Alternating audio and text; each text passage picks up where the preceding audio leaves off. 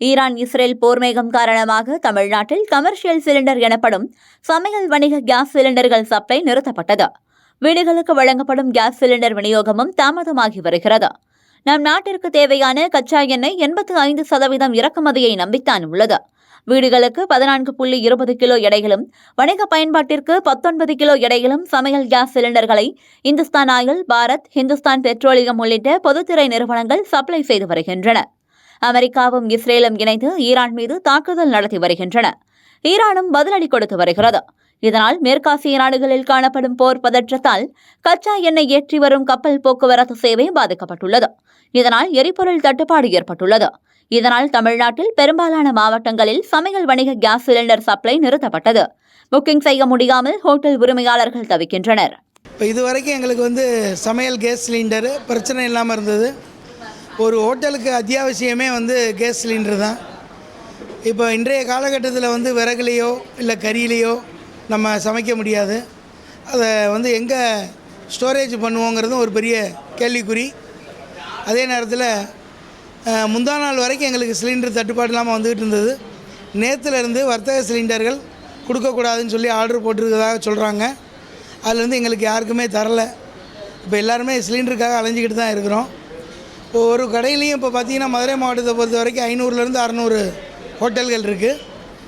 ஒரு ஆயிரக்கணக்கான சாலையோர கடைகள், கையேந்தி பவான் எல்லாமே இருக்குது. இவங்க எல்லாமே இதை நம்பி மட்டும்தான் இருக்கிறாங்க.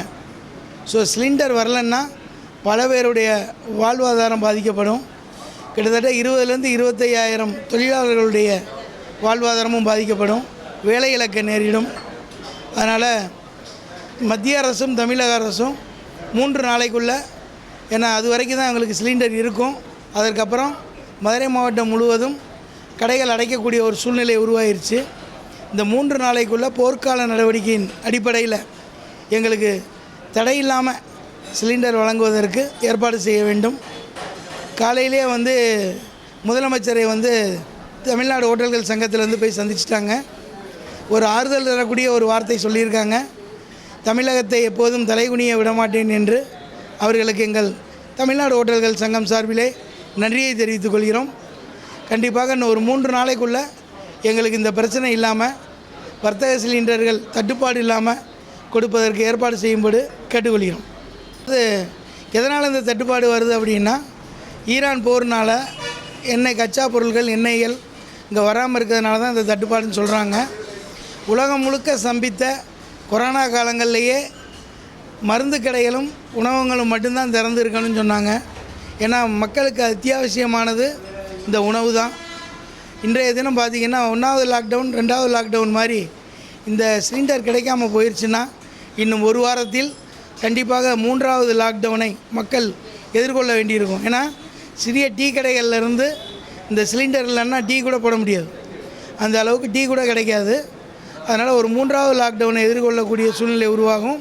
இப்போ இதனால் பார்த்திங்கன்னா கவர்மெண்ட்டுக்கு ஜிஎஸ்டி பல லட்ச ரூபா ஜிஎஸ்டி கட்டிக்கிட்டு இருக்கோம், கிட்டத்தட்ட 500 ஹோட்டல்கள் இருந்து. அதனால் வருவாய் பாதிப்பும் அரசாங்கத்துக்கு ஏற்படும். இங்கே உள்ள தொழிலாளர்களுக்கும், உணவக உரிமையாளர்கள் மற்றும் தொழிலாளர்கள் எல்லாருக்குமே வாழ்வாதாரம் பாதிக்கக்கூடிய சூழ்நிலையும் உருவாகும். வணிக பயன்பாட்டிற்கான சிலிண்டர் சப்ளை நிறுத்தப்பட்டதன் காரணமாக வியாபாரிகள் அவதிப்படுவது மட்டுமில்லாமல் விலைவாசி உயரும் அபாயம் ஏற்பட்டுள்ளது. வீட்டு பயன்பாட்டிற்கான சிலிண்டர்கள் 3 வாரத்துக்கு தேவையான கையிருப்பு இருக்கிறது.